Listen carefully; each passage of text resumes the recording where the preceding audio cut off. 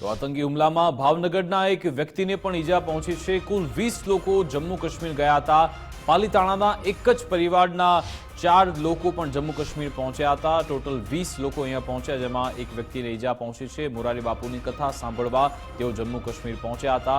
Gujarat ફર્સ્ટની team પાલીતાણાના Nathani પરિવારના ઘરે પહોંચી। નાથાણી પરિવારના 4 સભ્યો જમ્મુ કાશ્મીરની હોટલમાં હાલ સુરક્ષિત છે। પરિવારના સભ્યો સાથે વાત થઈ, એ બધા હવે સલામત છે। એમને ત્યાં હોટલની અંદર ખસેડવામાં આવ્યા છે બધા સાથે, પણ મારા ભાણેજ અને બનીર સાહેબ જે છે એનો સંપર્ક થતો નથી, એના કોઈ અમને મેસેજ નથી। બાકી બીજા પરિવારના સભ્યો સાથે વાત થઈ, એ બધા સલામત છે।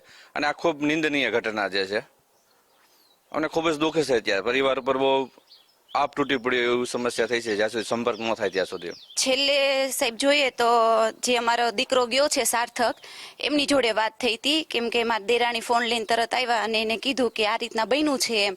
એટલે તરત જે આર્મીવાળામાંથી એને ફોન કર્યો હતો, એટલે પાછો એ નંબર ઉપર મેં ફોન કર્યો એમ। એટલે તરત આર્મીવાળાએ બહુ સરસ રીતના જવાબ આપ્યો કે મેડમ આપ ચિંતા મત કીજીએ, આપકા બેટા જો હે વો સહી સલામત હે, વો મેરે પાસ હે। એટલે એટલું સાંભળીને થોડીક આમ નિરાશ થઈ ગઈ। પછી આર્મીવાળા એ અમારો દીકરો જે સાર્થક છે એને ફોન આપી દીધો અને એને કીધું કે જોશથી પહેલા તો એ રડવા જ લાગ્યો કે આંટી એમ કે મારી સામે સ્મિતને જે દીકરો છે કે એની સામે એમ કે એને ગોળી મારી છે એમ કરીને રડવા લાગ્યો એમ। પછી આર્મીવાળાએ ફોન લઈ લીધો એની પાસેથી એમ। તો એ કે અમે તો સેફ છીએ। પછી મેં પાછા મારા બાબાને ફોન કર્યો, મેં તો આ બધું શું છે એમ।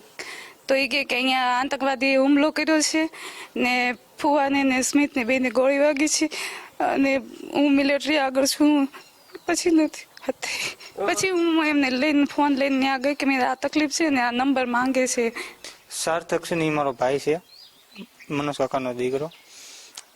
એ તરત ફોન કરીને ફાસ્ટ થઈને કીધું કે મારી સામે જ કે સ્મિતને ગોળી મારી છે ને ફુવાઈ કે જડતા નથી।